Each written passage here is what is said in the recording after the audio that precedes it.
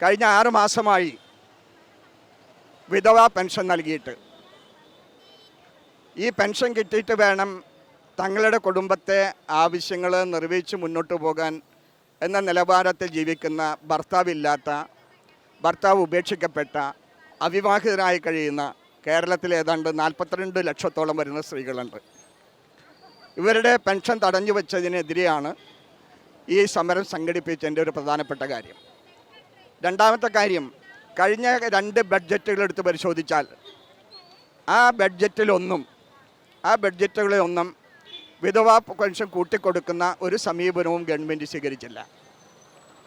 Minimum ഒരു 2000 രൂപയെങ്കിലും വിധവാ pension കൂട്ടിക്കൊടുക്കണമെന്ന് ആവശ്യപ്പെട്ടുകൊണ്ട് കേരള വിധവാ സംഘത്തിൻ്റെ സംസ്ഥാന ഭാരവാഹികൾ ബന്ധപ്പെട്ട വകുപ്പ് മന്ത്രിക്കൊക്കെ നിവേദനം സമർപ്പിച്ചിട്ടും ഈ ബഡ്ജറ്റിൽ തികച്ചും അവഗണിക്കുന്ന ഒരു സമീപനമാണ് ഉണ്ടായത്.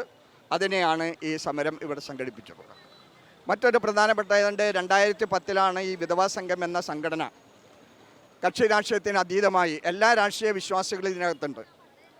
അവർ സംഘടിക്കാനും ഒരു പ്രധാനപ്പെട്ട ആവശ്യം ഉന്നയിച്ചു. ഒന്ന്, ഒരു വിധവ അവകാശ സംരക്ഷണ നിയമം രാജ്യത്തുണ്ടാകുക. 2, തൊഴിൽ അല്ലെങ്കിൽ ജീവനാംശം പദ്ധതി നടപ്പാക്കുക. 3, വിധവ ക്ഷേമ വികസന കോർപ്പറേഷൻ ഉണ്ടാക്കിയെടുക്കുക.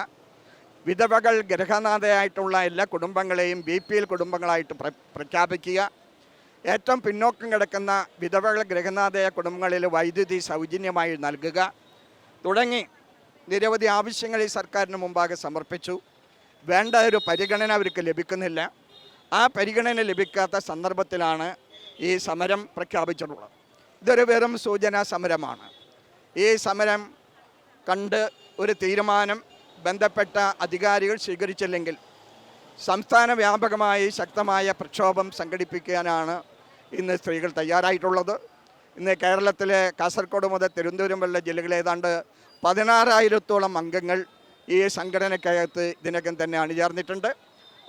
അവരുടെ ആവശ്യങ്ങളുമായി ശക്തമായ പ്രക്ഷോഭം ഈ കാലഘട്ടത്തിൽ സംഘടിപ്പിക്കുന്നുള്ള ഒരു കാര്യമാണ് എനിക്കിവിടെ സൂചിപ്പിക്കാനുള്ളത്. നമ്മളുടെ ആവശ്യം എന്ന് വെച്ചിട്ടുണ്ടെങ്കിൽ വിധവാ പെൻഷൻ 5000 രൂപയായി വർദ്ധിപ്പിക്കുക എന്നാണ്. നമ്മളുടെ വിധവകൾ എന്ന് പറയുന്നത് നമ്മളുടെ 2015 കണക്കനുസരിച്ചിട്ട് 45 ലക്ഷം വിധവകളാണ്. അവർക്കൊരു വിധവ വികസന കോർപ്പറേഷൻ രൂപീകരിക്കണമെന്ന ആവശ്യം നമ്മൾ ഉന്നയിച്ചു. പിന്നെ വിധവ പെൻഷൻ 5000 വർദ്ധിപ്പിക്കണം. ഈ വിധവ പെൻഷൻ എല്ലാ മാസം കൊടുക്കണം എന്നാണ് ഞങ്ങളുടെ മുഖ്യമായ ഒരു അഭിപ്രായം. കാരണം വെച്ചിട്ടുണ്ടെങ്കിൽ പാവപ്പെട്ട വിധവകൾക്ക് ഒരു നേരത്തെ ഭക്ഷണം കൊടുക്കാനോ ഒരു മരുന്ന് വാങ്ങിക്കാനോ സാധിക്കാത്ത ഒരു അവസ്ഥയിലാണ് അവർ കഴിയുന്നത്. അതിനു വേണ്ടിയിട്ടാണ് നമ്മൾ ഈ ഒരു പ്രക്ഷോഭ സമരം ഇവിടെ നടക്കുന്നത്. ഇതൊരു സൂചന ധർണയാണ്. ഞങ്ങളുടെ ചെയർമാനും സെക്രട്ടറിയും ഒക്കെ ഒരുപാട് കാര്യങ്ങൾ പറഞ്ഞു. എനിക്ക് പ്രധാനമായും ഒരു കാര്യമാണ് പറയാനുള്ളത്. നമുക്കിപ്പം ജോലി സംവരണത്തിൽ ജാതി സംവരണം, മറ്റു രീതിയിലുള്ള സംവരണം എല്ലാം ലഭിക്കുന്നുണ്ട്. പക്ഷേ കേരളത്തിലെ വിധവകൾക്ക് ആയ സ്ത്രീകൾക്ക് അത്തരത്തിലൊരു സംവരണം ലഭിക്കുന്നില്ല. ഞങ്ങൾക്കും അത്തരത്തിലുള്ളൊരു സംവരണം ആവശ്യമാണ് എന്നുള്ളതാണ് ഞങ്ങൾക്ക് ഗവൺമെൻറ്റിനോട് പറയാനുള്ളത്.